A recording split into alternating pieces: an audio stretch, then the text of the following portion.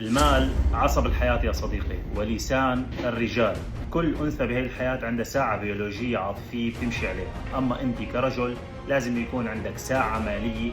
حاول تفكر فيها على بكير وتضبطها بانتظام. بدون استقرار مادي أنت كرجل رح تكون ضعيف وكئيب، وما رح تقدر تتخذ أي قرار بحياتك. ما رح تقدر تكون سند لعائلتك إن كانت أهلك، إخواتك ولا زوجتك وأولادك، وما رح تقدر تكون بيئة سليمة محيطة فيك إذا كان عندك خلل بهي الساعة المالية.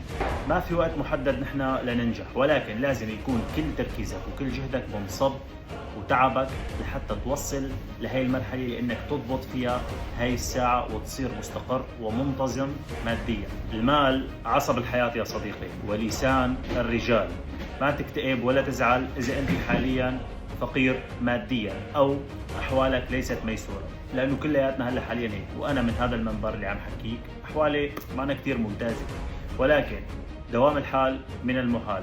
لازم تصبر ورح يتغير هذا الحال، وفينا كلياتنا نغير أحوالنا، وخصوصا الناس اللي بسوريا، لأنه نحن لازمنا ثورة على هذا الجهل والفقر لحتى ننتعش ونرجع نقوى من جديد. فكل شيء بيتغير وخصوصا المال. كل يوم بتلاقي 100 واحد مفلس و10 صايرين مليونيرين. ففكر فيها صح، وإن شاء الله بالتوفيق للجميع. سلام.